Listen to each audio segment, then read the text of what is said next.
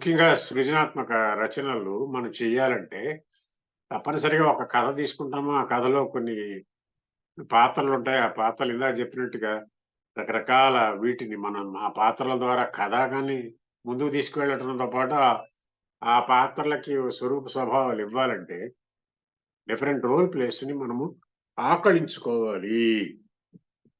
Mahabharatam.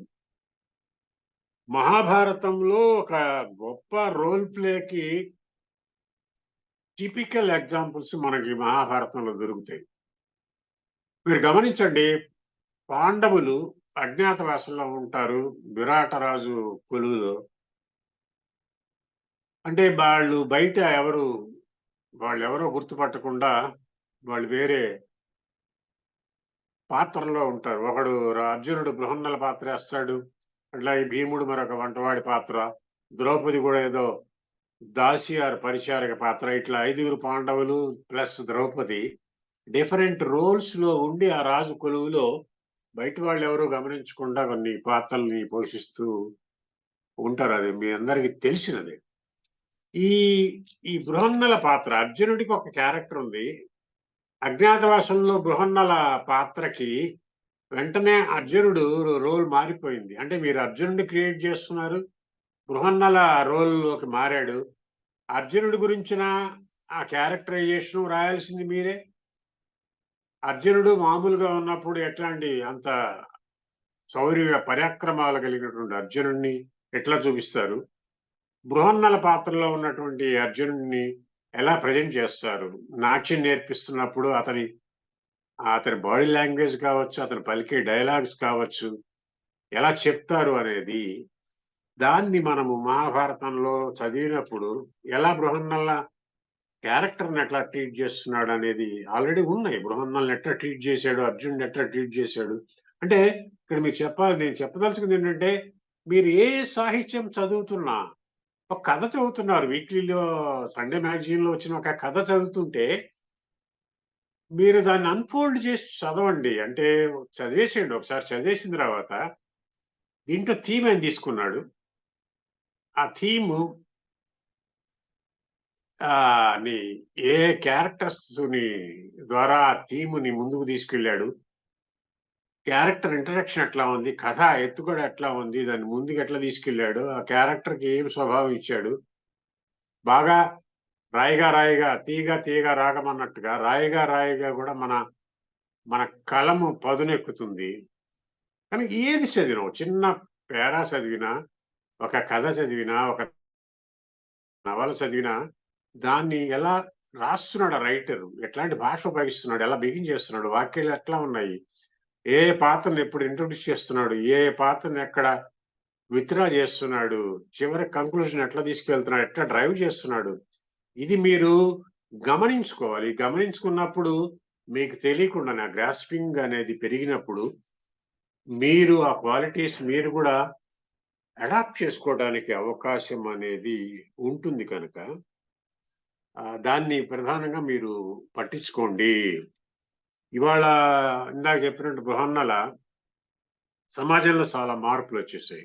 LGBTQ ఒకప్పుడు ఆడ, మగ మాత్రమే ఉండేది. దానికి భిన్నంగా ఎవరైనా ఉన్నప్పుడు బృహన్నలను గూడా పేడివాళ్ళనేవాళ్ళు, లేకపోతే హిజ్రాలంటారు. హిజ్రాలు, రకరకాల లెస్బియన్స్ ఉన్నారు ఇవాళ. గేస్ ఉన్నారు. రకరకాల బైసెక్సువల్ ఉన్నారు. ట్రాన్స్‌జెండర్స్ ఉన్నారు. వీళ్ళందరూ కూడా వాళ్ళ హక్కుల కోసం పోరాడుతున్నారు. సెపరేట్ గ్రూప్స్‌గా వాళ్ళని చలామణి చేస్తున్నారు. కోర్టుల్లో తీర్పులకెళ్తున్నాయి. అంటే స్వలింగ వివాహాలు, ఒకే మగ మగ వివాహాలు, ఆడ ఆడ వివాహాల్ని కూడా చట్టబద్ధత కల్పించమని చెప్పి కోర్టులకు వెళ్తున్నారు. కోర్టులు వాటి మీద తీర్పులు, వ్యాఖ్యానాలు ఇస్తున్నాయి. సమాజంలో అంటే ఎందుకు చెప్తున్నానంటే ఇవన్నీ మనకు రైటర్‌గా కావాల్సినటువంటి ఈ రోజుల్లో సెక్స్ వేరు, జెండర్ వేరు అనేటువంటి ఒక కాన్సెప్ట్ వచ్చింది. మీరు అర్థం చేసుకోండి. సెక్స్ వేరు. మగవాడు, మగవాడు సెక్స్ పరంగా ఒక రకమైన ఇది.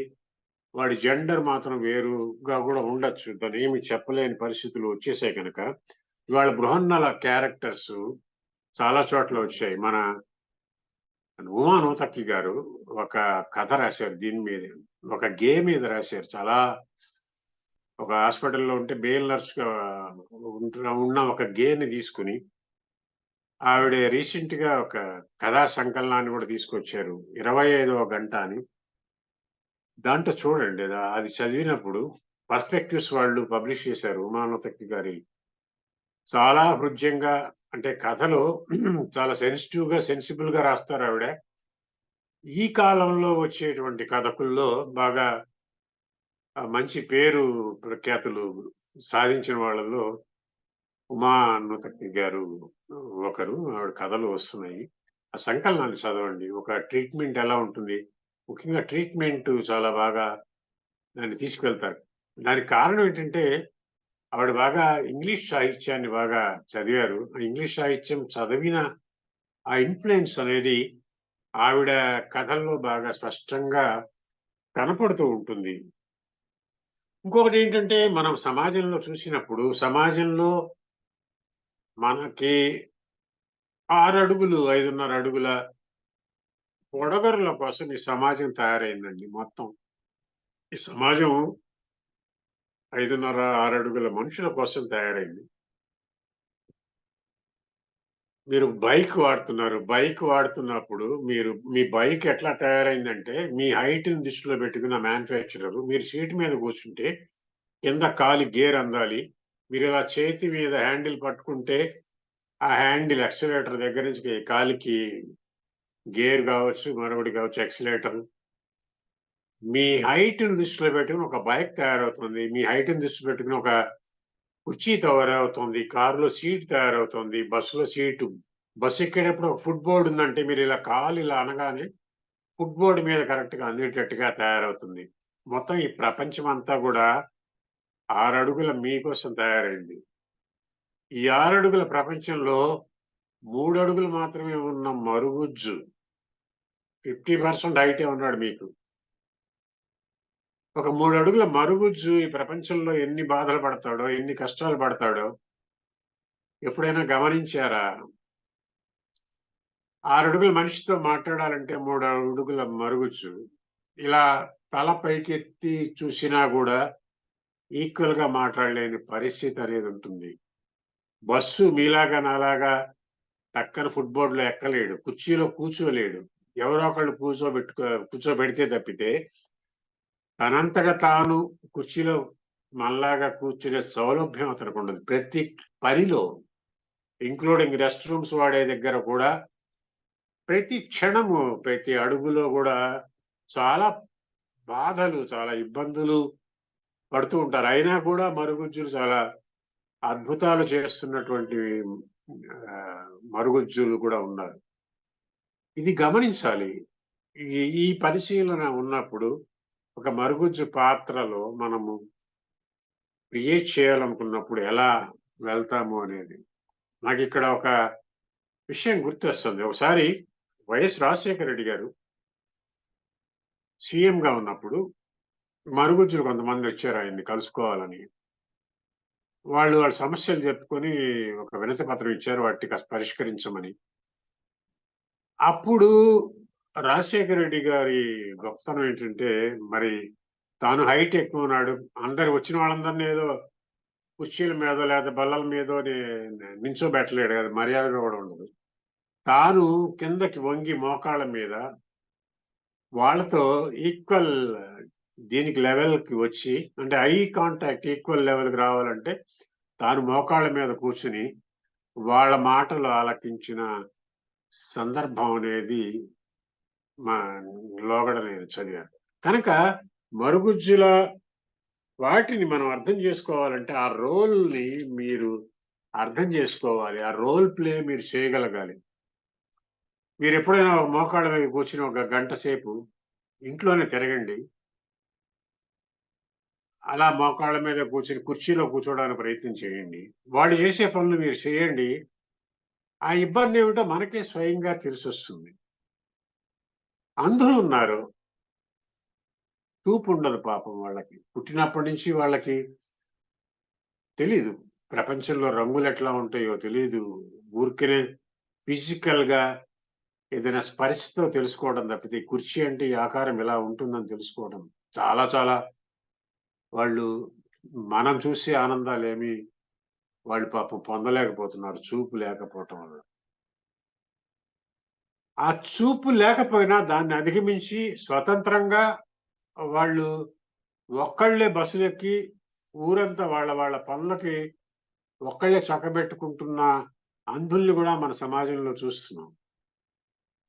మనము కళ్ళుండి కూడా ఒక్కోసారి మనకి ఉన్నటువంటి కరెంట్ పోతుంది.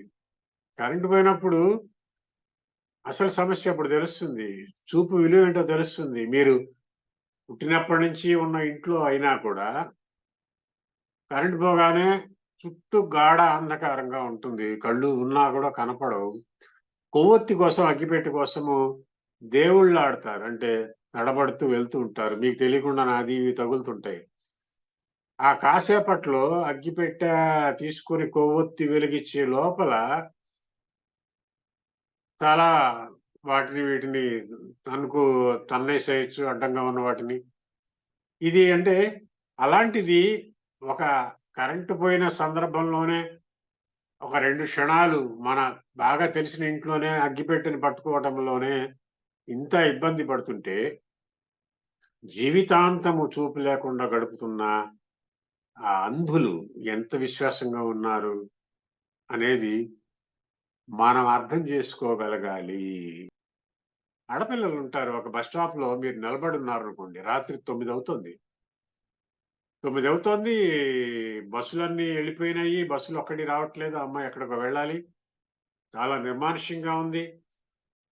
ఆ టైంలో ఆ ఆడపిల్ల మనస్సులో ఫీలింగ్స్ ఎట్లా ఉంటాయి? ఎటువంటి ఇన్‌సెక్యూరిటీలో ఉంటుంది. ఆ అమ్మాయి ఫీలింగ్స్‌ని మీరు అర్థం చేసుకోగలిగితే, నేనే ఆ అమ్మాయయితే ఏమిటి? నా ఆలోచనలు ఎట్లా ఉంటాయి?